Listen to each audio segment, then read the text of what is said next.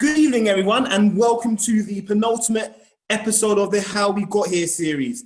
I'm sure that we haven't got anyone new in the house, but in case we do have anyone new in the house, I'd like to introduce myself. My name is Josh Garry. I still don't know why it says Joshua. Only my mum calls me that when I'm in trouble. I'm Josh Garry, and I'm the course facilitator for Today and How We Got Here web series. So the course outline, in delivering this course, we aim to hit a number of key objectives. The first thing we were looking at achieving is making sure that a knowledge was gained of the presence of Africans in Britain. And hopefully you are now able to understand about the African Romans in Britain and also the Black Tudors. We then started to look at the construction of race and how the transatlantic slave trade contributed to race in the way we view it today. And in last week's episode, last week's session, we started to look at the contribution of Black people to Britain, and we focused particularly on the Georgians and the Victorians at that time.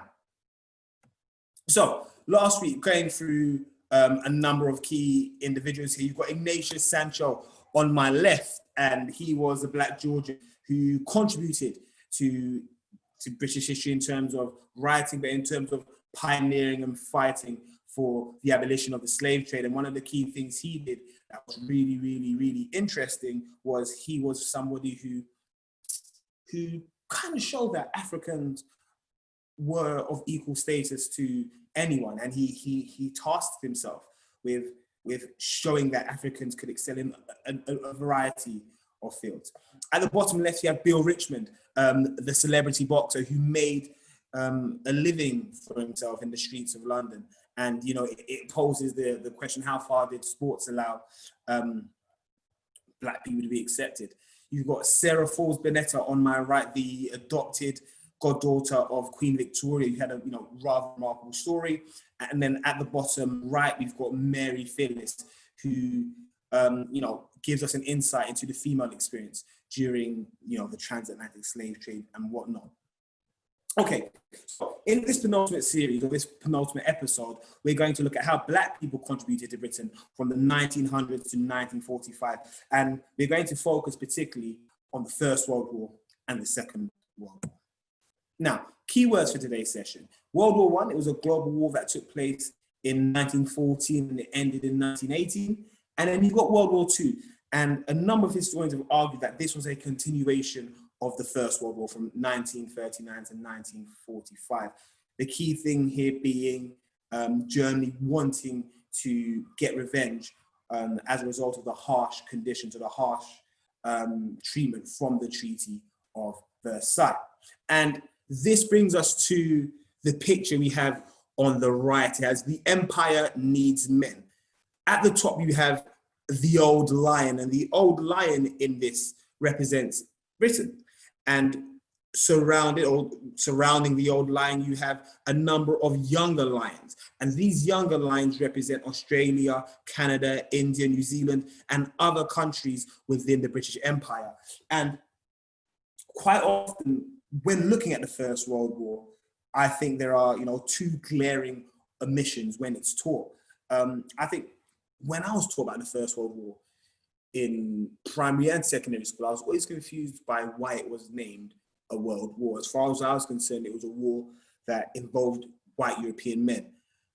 But what this will show, hopefully this session will show the global scale of the war, but also, which is not emphasized as much as it should, is the importance of empire in this war. There are a number of different causes for the outbreak of the World War. But one of the key causes was the idea of an empire and a colony. You had Britain, you had France, what we might call somewhat older nations who were able to carve major territories for themselves in Africa and around the world. At the point of the First World War, Britain owned 1/4 of the world. During this period, during the late 1800s, you started to have some what we call relatively new nations being formed, one being Germany and one being Italy. And a key part of this rivalry was Germany's desire to, gain a larger empire And in order for them to gain a larger empire, they would have had to have taken some of the colonies from Britain, some of the colonies from France. And you could argue that this whole, can we say, conflict over colonies was, had a center stage when looking at the First and Second World War. Now, word context. I know last week brought to my attention, I continue to use the term African American. So what I've decided to do is just to give you a bit of context so that when I use different words interchangeably, you understand what I'm talking about. So the terms Black and African Caribbean in today's context refer to Caribbean and British people of African origin. And in front of me, you have a photograph of some of the Black people who contributed to the war effort.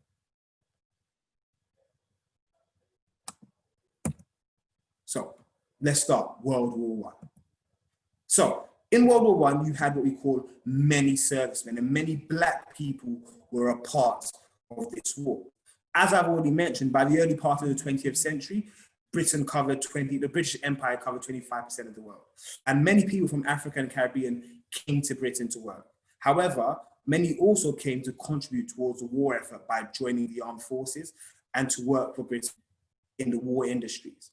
And more often than not, these soldiers are often forgotten and their stories aren't necessarily told. To the right of me, you have troops from the Caribbean serving in France during the First World War in 1916. Now, the mother country, and this is a very, very interesting term. In 1914, in spite of the relationship with Britain that included slavery, colonialism, people from the empire remained loyal to the empire and remained loyal to Britain.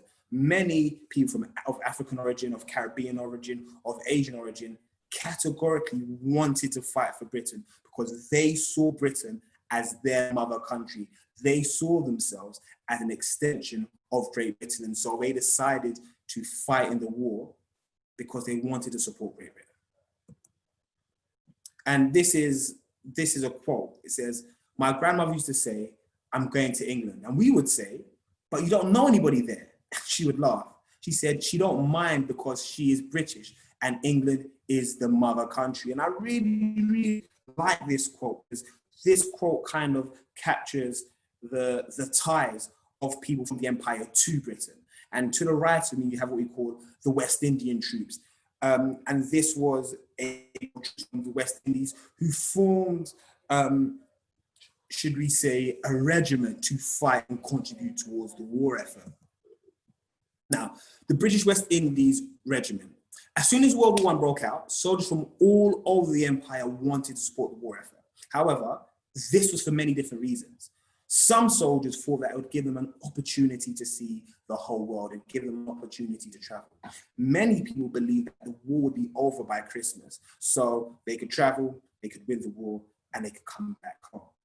And as I said, others really just wanted to help Britain as a country.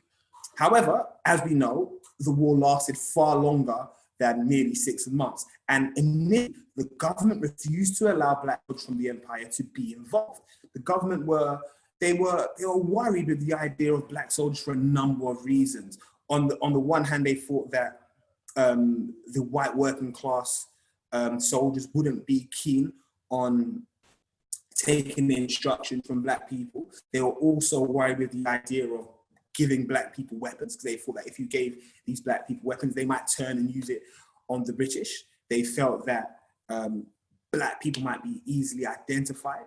And they also thought that, Germany and their rivals may laugh at them and may say, why on earth do you need to use Black people to support your war effort? And now it's quite interesting because at this time you had King George of England, and King George of England was very, very keen on ensuring that the whole empire could be included. But those people in the British Army, especially the army officials, were very reluctant to allow people from, can we say, the colonies to be a part of the war. However, the loss of human life meant that this policy had to change, but racial tensions still had what we might call a long-lasting effect. And as I said, to the right of me, we've got the British West Indies Regiment at Seaford Camp in February 1916. And there was definitely, the key thing for us to understand during the First World War, we didn't have segregation per se. It wasn't segregated per se. You had interaction between working class people and white working class people and other soldiers from the empire. When we talk about racism, a lot of these soldiers mainly encounter racism from the middle class and the ruling officers. We actually found, or evidence actually suggests, that there was quite a bit of camaraderie between the working class British people and the people from the colonies, which, you know, I'll try and tell you some stories about that, hopefully. Now, this is a very, very interesting character, and it's a story I'm really looking forward to tell you. But at the same time, as you know, war is horrible. It results in death. And whilst reading some of these stories, I was excited and I was loving the information, and I so wanted them to come out triumphant. But as you know, war has a horrible impact on people's lives. But let me tell you a little bit about Lionel Turpin. So Lionel Fitzbert Turpin was born in 1896 in Georgetown, in what was British Guyana. He was proud to be British, and he loved the traditional British education system in Guyana. The rumor has it that he got into an argument with his father, and as a result of the argument with his father, he fled the country. He left Guyana and he boarded a ship coming to England. And it was said that he most likely didn't necessarily have the money to pay for his travel. So it was thought that he may have, you know, worked his passage, so to speak. Now, when Lionel joined the war, he was just 19 years old and 5 months, and decided to join the army as a serviceman. And when I read this story and I found out his age, I said, wow, like I've taught some students the same age of this man, and you know, I was taken aback by the bravery and the commitment of people from the empire to the mother country that is Britain. So he served from February 1916 until 1918 and was involved in key battles such as the Somme. So he made it to the end of the war. And when I found out that he made it to the end of the war, I really, really, really wanted to, you know, hear he went on and he lived an amazing life. But unfortunately, during the war, towards the end of the war, he was injured and a shell went into his back. And this had long-lasting and fatal damage on him. Now, but when he returned to Britain, he married a woman called Beatrice on the 24th of December, 1921, and he had 5 children. And his story is quite interesting in terms of it really, really captures some of the race relations that was happening in post-war Britain. When he came back to the country, he was actually given work and he was given accommodation because it was recognized that he served the country and he fought in the war. And this was a massive, massive honor. However, he didn't survive too much longer. He eventually passed in 1929 from the wounds he gained from the war. And he left his wife, Beatrice, a widow with 5 children. And I was heartbroken when I heard that story, just because, you know, I really, really wanted to hear a happy story. But I guess he lived on through his children. So he went from his 5 children, he went on to have 2 children who became fairly successful boxers in Britain. You had Dick Turpin and Randolph Turpin. Now, Dick Turpin became the first British Commonwealth boxing champion. And Lionel, his youngest son, Randy, Lionel's youngest son, went on to become Britain's first 20th century middleweight world champion. And I just thought that was really interesting. You had a man who fled from Guyana, rumored to be because of an argument he had with his father. He came to Britain, he decided to serve in the army at the age of 19. He helped contribute to the victory of Britain against the Axis forces. And he went on to have, you know, some children who were very, very successful and had amazing lives. And it asked the question further, you know, how far did serving in the war, or how far did sports allow people to become accepted as British? All right. And then we move on to one of them, probably the most famous Black Brits at this time. It's a man named Walter Tully. Now, many Black people in Britain did enlist and were decorated for their bravery. However, due to records being lost, we don't always know as much as we need to know about them, but we certainly know about Walter Tully, or Walter Tull, sorry. Walter Tull was born in Folkestone in 1888 to somebody named Daniel Tull, and his dad was from Barbados, and his mother was of white origin. Walter Tull, he became a professional footballer of Tottenham Hotspurs, and he also qualified as a dentist. So he was remarkable. He's a professional footballer. He played for Tottenham. He played for Bristol. He also qualified as a dentist. And this is an example of someone who went on to thrive and do really, really well in British society. During this time, the British were, as we know, the British were extremely reluctant to enlist black people into the army. They used all kinds of methods to try and prevent them. However, when Walter Tull appeared to enlist, it was rather difficult to turn this man away. He was a famous footballer. He may have been a hero to many people. So the British accepted him, and he became an infantry officer in the British Army. Now, some books record or suggest that he was the first black man to become an infantry officer in the British Army. And an infantry officer is basically someone who fought on the front line. A lot of the West Indians or the Africans who are contributing to the war, they didn't necessarily always contribute through direct fighting. Some of them contributed, for example, through munitions and providing shells. However, one thing we have to be careful with when looking at Black history, and I've come to this realization through research myself, you can't necessarily always use the word first, because a lot of information wasn't recorded. So where it might appear that Walter Tull was the first Black British infantry officer, this might have not been the case.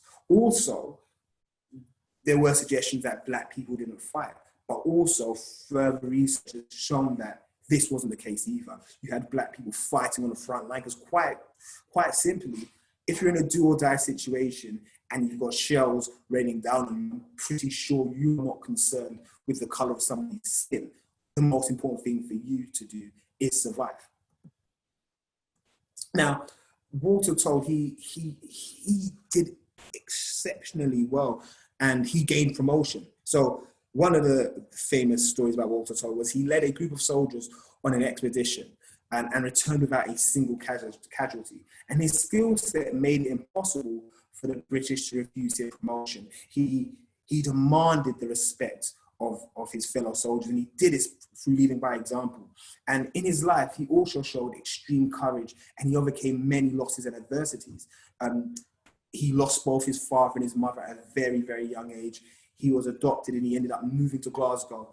And even during the war, he was, we would now diagnose it with PTSD or shell shock. But at the time, they didn't quite know what it was. But what he was able to do, in spite of all of these challenges, he kept on going, and he was taken out of the war for a period to recover from his post-traumatic stress disorder. But he eventually came back, and he continued to fight. And once again, reading this story, I wouldn't say it brought me to tears, but it was sad, the loss of innocent human life. And this isn't about race. You had millions of people dying, and that was such a shame. On the 25th of March, 1918, during the Second Battle of Somme, Walter Tull was killed whilst crossing no man's land. And, like many others who fought in the war, his body wasn't found.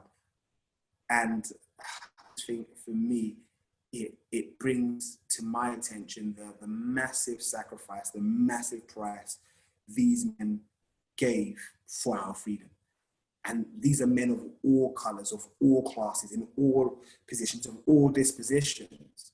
But equally, you had Black people contributing towards that freedom as well. Now, this story, we talk about soldiers from the Empire, and I really love this. So soon after the war had started, soldiers from Nigeria, the Gambia, Rhodesia, which is now Zimbabwe, South Africa, Sierra Leone, Uganda, Nyasaland, also known as Malawi, Kenya, and the Gold Coast were recruited. They traveled to another country, paying their own expenses to fight against the Germans. Germans being, in speech marks, because they were seen as the enemy at the time. And this is a story that wasn't told. So his name was El Hadji Grunchi of the Gold Coast Regiment, which was Ghana. And on the 12th of August 1914, he fired the first shot for Britain in the First World War. And I think what this story captures my interest and captures my imagination in so many ways. I've learned about the First World War on numerous occasions. I learned about it in primary school during Key Stage 1. I learned about it during Key Stage 2. I learned about it at Key Stage 3, Key Stage. I've learned about the war throughout my whole life, but never had I been made aware of the contribution of Black people. And not just from an insignificant place. You've got, somebody who was from Ghana who fired the first shot. And if these stories were told more and they were shared in the classroom, the connection towards the First World War would be a lot more profound. And I think, these stories need to be told a lot more. And integration of Black soldiers in the army. Now, Africans worked in a number of positions during the war, and there's evidence that they fought alongside their British compatriots. Black people did experience racism, but as I said, evidence suggests that the working class embraced their fellow Black soldiers and fought alongside them. And I've got this quote: some of the Tommies who had fought side by side with these colours, so some of the British Tommies had fought side by side with the coloured soldiers, and Tommies being the working class British people. And it just shows that, when you're in the heat of battle, it becomes so apparent that we all have one heart, we all bleed red, and we want to survive. Now, this is something I found somewhat interesting. So the South African Native Labour Corps. So here you've got a picture of some Zulu warriors from South Africa performing the Zulu ritual dance. And that was because officially, Africans weren't allowed to fight. Many Africans, many West Indians, many Caribbeans did fight, but officially they wasn't. The key thing that was in law, however, was promotion. They were very reluctant to promote people from African and Caribbean backgrounds. And the Indian Army, in 1914, the Indian Army was the largest volunteer in the world. They contributed more soldiers towards Britain than any other part of the empire. You had 4 Indian divisions landed in France, and in 1914, they contained German advances through Flanders and during the early stages of the war. He also sent over 800,000 soldiers by 1918. This was the largest of any part of the empire. And this painting shows a sepoy, which was the name given to an infantry soldier in the Indian Army. So, a soldier who fought on his feet. And this is another really quite interesting picture. You've got the East and West African campaigns, which highlight the imperial nature of the First World War. Territories governed by Britain, France, Belgium, and later Portugal provided soldiers and supplies to capture German African colonies. So this really captures or explains why it was a world war. It was a war fought on all continents. You had it fought in Africa, it was fought in the Middle East, it was fought in Europe, it was fought in Asia, and you had soldiers from all of these different territories fighting in the war. The home front. Now, my whole idea with talking about the home front, especially looking at 1914, inevitably the story would be centered around men, and I felt that it was very, very important for the story of women to be heard, and the home front, or looking at the impact of the war on the home front, kind of gives us an opportunity to discuss and explore that. Now here you have Mabel Mercer, who was born in Staffordshire in the final year of Queen Victoria's reign, which is 1901. And through my research, I found that during this period, most people left school at the age of 14. And when women left school, they often had 2 options. They would often become either a seamstress or a cabaret dancer. Now, Mabel Mercer had no experience as a cabaret dancer at all, actually.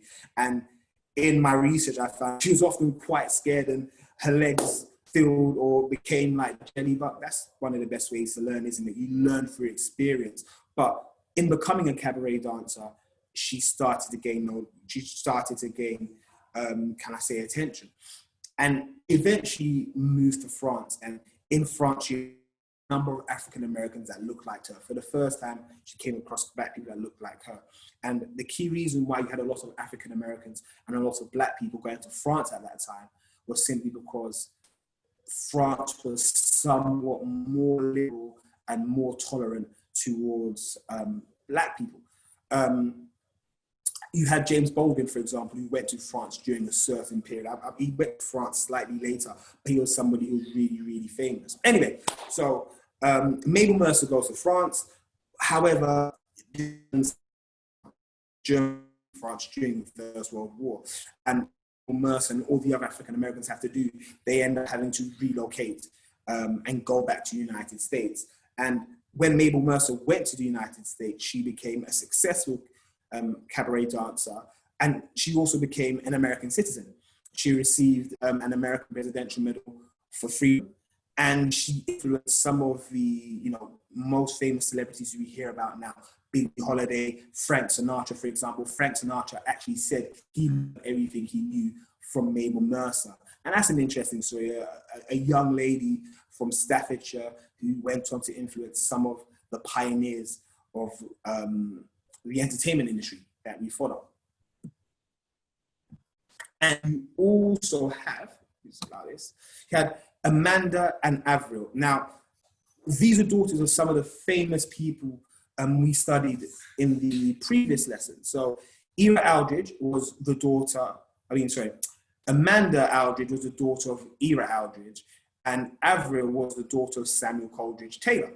And they were both brought up in Britain, and they lived in London. In fact, I believe it was Avril lived in South Norwood, actually not too far away from where I'm delivering this session. And they lived in Britain throughout the First World War.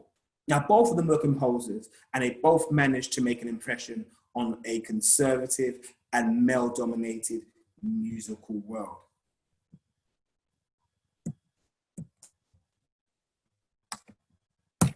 And then you had Lerny Constantine. Now, Lerny Constantine was from Trinidad, and he was a member of the West Indies cricket team. He played a key role, actually, in the Black British Civil Rights story, and he was later knighted by the Queen and made a peer. Now, we're moving on to World War II. I've skipped over quite a lot of information during what we call the interwar years. So the interwar years are those years between 1919 and 1939. And quite a lot did happen. You had race riots, for example, and racial tension really increased because what you had at this period was a number of servicemen and soldiers who came back from the war, came back to a country, that was pretty much destroyed, and a country that didn't have many jobs. And this often caused tension between themselves and other communities. But I decided not to focus on that. I wanted to focus far more on the positive contributions, but that's something that is worth exploring as well, the race riots that took place during the 1920s. Now, Black people and the Second World War. During the Second World War, many Black people came to Britain to contribute for the war again. You had Africans, you had Caribbeans, and you had Asians who decided to fight with Britain once again, the mother country, for various different reasons. And there are over 8,000 servicemen and women from the Caribbean, and many of them skilled and they worked in munitions factories, for example. Now, female volunteers also came from the Caribbean to join the services, and thousands of volunteers from West Africa and the Caribbean joined the Royal Air Force. And the arrival of people increased tension, and they still had to face discrimination in the form of the colour bar. Now, the colour bar essentially prohibited, or it didn't allow Black people to do certain things. Things such as, becoming bus drivers. The colour bar meant that Black people couldn't become bus drivers and things like that. The colour bar, I believe, was removed in 1965 during the Race Relations Act, but it was, a device that it certainly separated Black people and white people. It undermined the citizenship of people from the colony and made them feel like second-class citizens, and it also meant that they were contested. But I don't really want to focus on the colour bar in this session. What really took me back was the Black RAF fighters. So in the United States, we can boast of the Black Flying Squadron, the Tuskegee, but very few people are aware that there are over 500 RAF aircrew who were recruited from Africa and recruited from the Caribbean. And this picture, really, I love this picture because this is kind of where I guess my passion for Black history started. I remember I was in my training year as a teacher, and we had a training workshop. And I went to workshops throughout the year, and they were good. You definitely learned something from them. And I've got no criticism of those workshops. But during this session, this is a session where I think I truly came to life, and I kind of found one of my callings. And the session was delivered by, he's now my mentor, but back then he was just a session facilitator. His name is Martin Spafford. And I remember he showed me this picture, and this picture took me back because the guy's name is Peter Thomas, and he's Nigerian. And he was the first African to be granted a commission in the RAF. And I couldn't believe it. I said, so you had Nigerians just like myself, who not only fought during the Second World War, but also were RAF pilots. And I was blown aback. And I guess the question I asked then is probably the question that a lot of you people are going to be saying in the comment sections now. Why did I not know this? Why did I not know that you had all kinds of people flying for the RAF? And I love these pictures here. You've got Pilot Officer John Smith. He was from Sierra Leone. And the Black RAF fighters were able to overcome the legacy of the official British colour bar to serve in the skies over Europe as pilots, navigators, engineers, and gunners. These men were pioneers in the truest sense. And as I said, the colour bar often prevented people from the empire from taking jobs of the highest prestige. And we are all aware of how prestigious the RAF is and was back then. These guys were heroes. And you had Black people who fought against it to pretty much say, if you guys can do it, I can do it, which says a lot to me. But put colour out of it, what it also shows is that a number of people from all walks of life contributed to this country in the form of the First and Second World War. And then you have evacuees. And I love this picture. To be honest, this is an unidentified young Black boy. I don't know anything about him at all, but I can only imagine what he felt as he was being evacuated from cities in the UK at the time. Now, for those who don't know, Hitler adopted a policy of the Blitz, and the key thing behind the Blitz was to destroy the morale of the British and get the people of Britain to turn on the government to force a surrender. At this point, the whole of Europe had surrendered. It was only Britain, plus Germany. I'm not entirely sure whether the United States didn't get involved in the Second World War until 1941 after the Pearl Harbor was bombed. So when looking at historical figures such as Winston Churchill, who was extremely controversial whilst he was alive, his support for the marriage between the King of England, King Edward at the time, it was frowned upon, and he wasn't very much liked by conservative MPs whilst he was alive. He's still controversial now, but he was key in defeating the Germans, and that's something that we can all agree and say he got right. And part of that strategy was evacuating young people and vulnerable people from the cities to the countryside.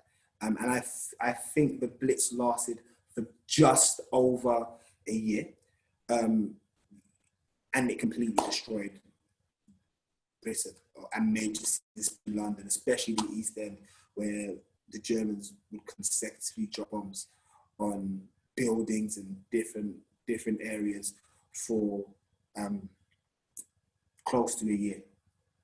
And this just shows that Black people and Asian people are a part of that struggle, part of the home front or total war, should we say. And as we said, so when we teach about the Second World War, we often forget that Black and Asian people in Britain experienced the hardship of World War II in the forms of rationing, evacuations, and ammunition shelters. And I think what I'm trying to kind of stress. And I said it right from the very start. Black British history is British history. We've looked at the Romans, we've looked at the Tudors, we've looked at the Industrial Revolution, we've looked at so many key events. And I hope you can all see how Black people have been integral to these events.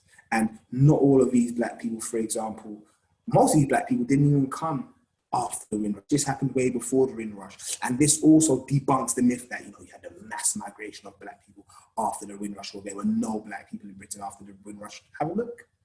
You can see them.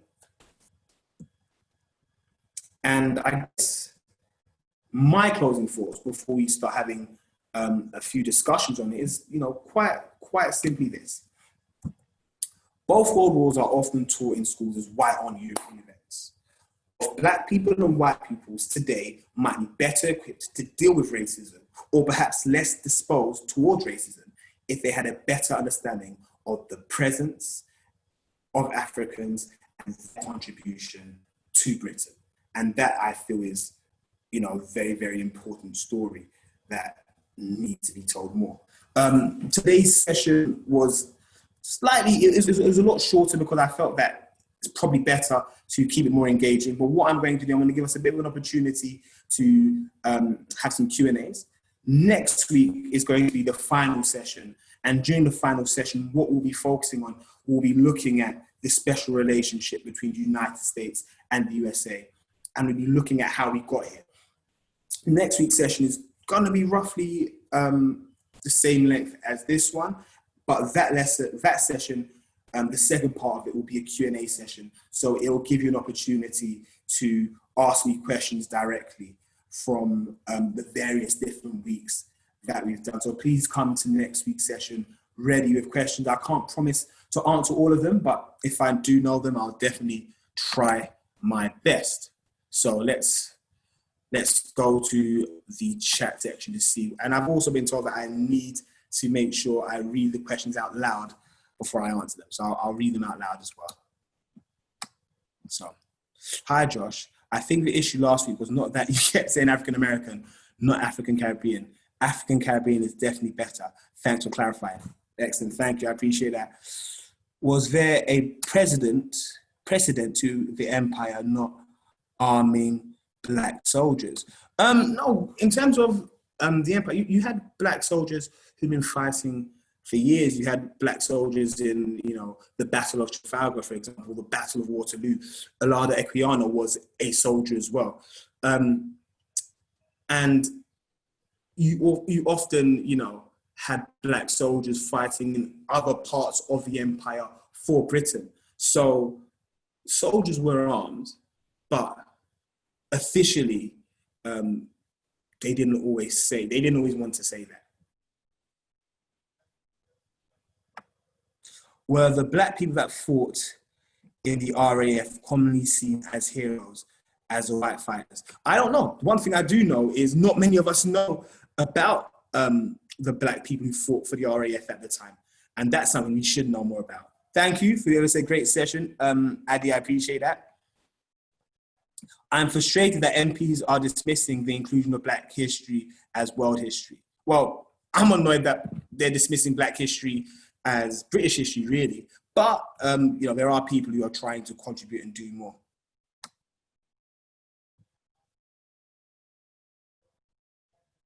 So what, if any, stories were told at the time that celebrated the contribution of the empire and therefore Black people to the war effort? I don't know. I have no idea about the stories that were told at the time. What I can say is the stories that were told to me didn't include these figures. They did not include these figures at all. Does the red poppy include us? I know there's a black poppy. Why, please? I have no idea why there's a black poppy, but the poppy includes everyone who fought in the war. Basically, the poppy comes from this. After the First World War, everything was destroyed. The earth had been completely shattered by shelling, by murder, by gas, all of these kind of things. But the poppy was the first thing to grow. And because the poppy was the first thing to grow, that was taken to symbolize or to remember the war. So the poppy remembers everyone. And when you say include us, we are British. So it includes everyone who was involved in the war.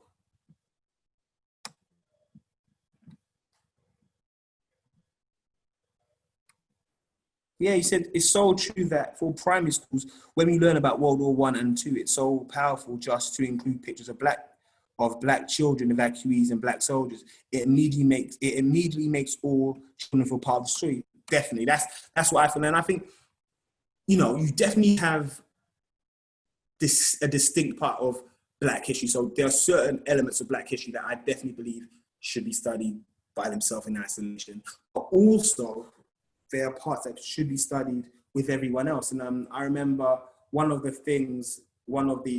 kind of pieces of advice I was given when delivering sessions on diversity was that you don't always need to overtly mention this is a Black man, this Black man was here. No, sometimes with your PowerPoint, just having that picture. So when you're talking about evacuees and just having that picture of a Black boy who's being evacuated, that immediately will catch the attention and let everyone know that, right, we're here too.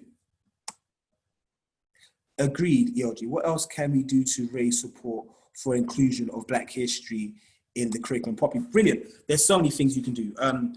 Write to your MP. Become a school governor. Have conversations with the school teachers. Those are probably some of the most influential, the biggest things. You could definitely becoming a governor, writing to your MP, speaking to schools. And there's a site, and I'll make sure that I'll put it on the next, on the final series. It's called the Runnymede Trust. And the Runnymede Trust is a site dedicated to the teaching of diverse history. And they give, a step-by-step breakdown of what you can do. But off the top of my head, I'd say become a school governor, write to your MP. Those are two things that you can do that would really, really help. Do you believe the omissions were deliberate or an oversight? I don't know. I have no idea. I think some of them might have been an oversight. Some of them might have been an omission. What you certainly have is, I think I'm like a second or third generation Black Briton. The fact that I was educated in this country and have gone on to study history and become a history teacher, that's part of the reason why I believe you have such histories in my classroom, for example. And that's not just for me, that's for a number of people. But you need more Black teachers. History is the third most unpopular subject after veterinary science, and I think like agriculture or farming or something in Britain. Hardly any students of African Caribbean descent study history at A level or at undergrad and at postgrad. And if you don't have more Black people studying history, you're less likely to get these stories. And I've always found that in school, it's the same thing. Kids aren't interested in it, but at a community level, as you guys have all shown, people are very interested. But I don't know. I don't know if it was an omission or a deliberate oversight. I don't know. I don't know, really.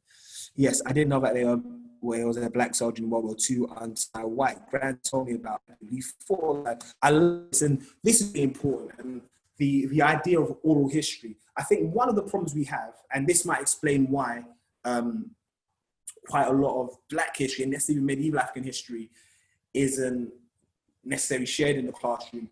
The whole discipline of history and the whole creation of history in this country is very Eurocentric, and it focuses primarily on the written sources. Now, Africans and Black people record their histories. Of course, they record their histories, but a lot of them record their histories in the oral form. And the books where I got this information from, Stephen Bourne, which I'll show you later, he found out a lot about these stories primarily through his adopted aunt, who would tell him about different things, and that helped,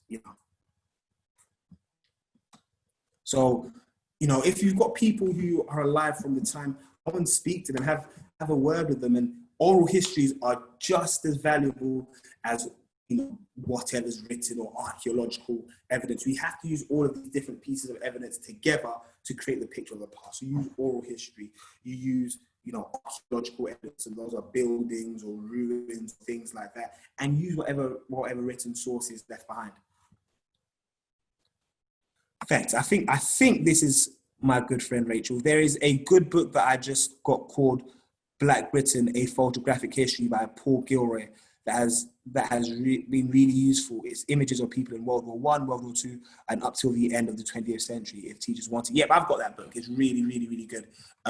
Black Britain: A Photographic History. And then there's also like you'll see in the the final session, but there's a book called Learning is the Place for Me, and you get some really, really good pictures from that too. So good, you guys are discussing with each other. At Hannah, I'm a citizenship teacher, and I would take it upon ourselves to make sure our curriculum incorporates the themes we are talking about here. In terms of the history curriculum, I think more pressure is required to review the curriculum. The problem with the curriculum is it's optional. A lot of it's optional, and I think to be fair, I think whilst a lot of us are saying, we need to make certain things mandatory, the issue you might have is if you make all of this history mandatory, it might be taught in a really, really bad way. I know not too long ago, there was a scandal about how a school was teaching about the transatlantic slave trade through doing role play of auctions. And the point I'm making there is teachers need to be equipped and developed and supported to teach this history. So yes, it would be great to have a history curriculum, but we need a center of excellence, very much like the Holocaust. So the Holocaust have a center of excellence who specialize in delivering CPD to teachers that help teachers teach the Holocaust in the way that it should be taught. And I think that the history community need that. But there's other things within the history community as well. So Schools History Project, also known as SHP, they've been doing loads to support Black history. You've got the Historical Association as well. AQA have, a course on migration. OCR have a course. I had a conversation with somebody from EdXL today, and they're looking at changing their curriculum. So things are happening, certainly are happening. I was never taught that there were Black soldiers when I was taught in school. Yeah, was I? And one called Asian Britain: A Photographic History, and Nasta with images of Asian. Yeah, very, very good. And I almost think that I haven't done Asian history justice, but there are some really, really good resources there. Janie, thanks, Josh, for another fantastic session. Do you know anything about the relationship between the Black and Asian regiments in both wars? Were they both considered the same as per political blackness? Amazing question, Jamie. Like, I don't, so it's really cool. I don't know anything about it off the top of my head. So when I was researching, I wasn't focusing on that question, and I think that'd be an amazing inquiry. But I do certainly know that the Black and Asian immigrant, or the Black and Asian citizens from the colonies, right, experience the same issues. And you will find actually in next week's session that the term we use as Black actually came to encompass Black and Asians, or Africans and Caribbeans and Asians and West. The Black came to capture all of these different groups. And next week, I hope that I can shine a bit more light on that. But no, I don't know enough about that. And that's something I should really, really look at. My MP was unbothered and said he's proud of how schools are tackling racism. Typical, but it's lobbying. You've got to keep on writing, and become a school governor as well. And I think that could really, really play a big part. Our school has formed a BAME working party, which is looking at various aspects from teacher training to revising our curriculum. That's amazing. At Hannah Crane, one of the demands of All Black Lives UK is to reform the educational system to include Black texts and topics. Supporting them is a good way to help. Good. And also the Black curriculum, that's a really, really cool initiative that's happening. MPs fobbed, yes, it's true. MPs fobbed off the latest petition saying it's up until individual schools to choose if they want to teach about colonialism. Have you had any experience of approaching schools to include more about these topics, and what has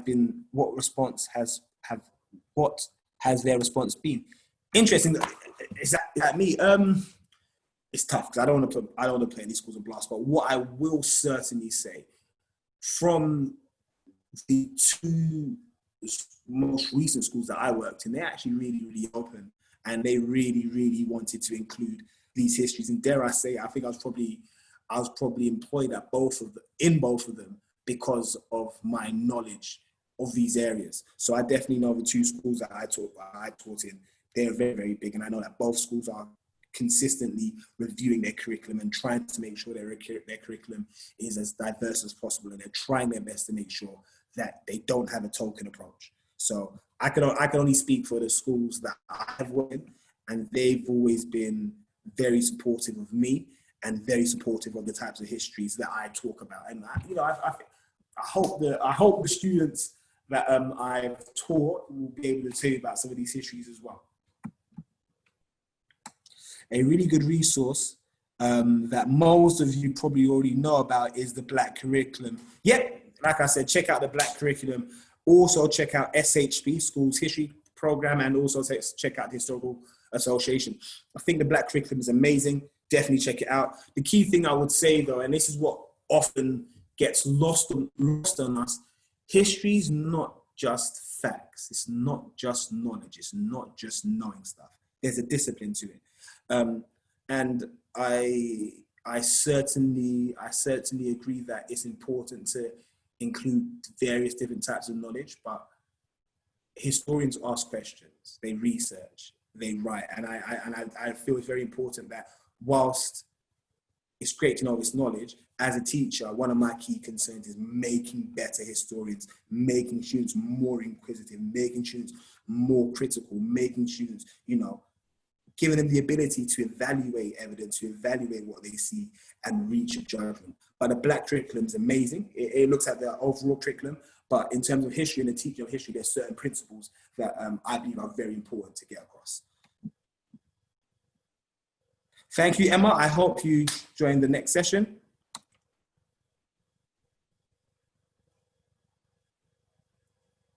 Yeah, you can say that. Maybe they're not engaged by the stories. I think that's an issue. I think there are a number of people who aren't engaged by the stories, but also I think, as someone from our community, I think when we look at university options, we tend to think about the courses that have the best economic yield. And quite often, when you think of history, you don't think about something that's going to make you money.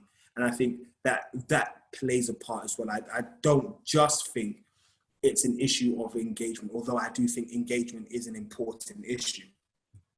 Agree, Josh? I don't know what I said, but I hope I said something good. Do you believe that integration in the West has worked desirably? And do you believe it is a way of... Are you asking if I'm a Pan-Africanist and I believe in what Marcus Garvey said? Oh my gosh, am I saying... What kind of a question is that? That is really, really... I think that change is not an instant event. I think change is a process. And I think we have to keep working towards that change for a better future. That's what I will say to that question. But thanks, Yasin Ali. It was a good question. You asked me about Pan-African. You shared a list of people to follow, mainly history teachers. I work in educational publishing, and we're trying to do better in terms of race diversity across all subjects and all levels. You or anyone else know of any other teachers, not necessarily history, who'd be good to follow, reach out to, or any groups out there? I mainly follow, my Twitter's mainly for history teachers, and then I follow boxes and stuff, but I don't really know too much that's happening in education. I really use my Twitter as a tool to learn more. So no, unfortunately I can't help you with that one, but private message me on Twitter, and maybe I might be able to find some other people. I am me.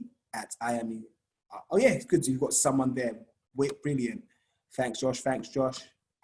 Okay, brilliant. It seems like I've been able to go through all the questions. Thank you so much for the interaction. It always means a lot. I look forward to seeing you all next week for the final session. And just before I go, let me just quickly share with you where you can get these resources from.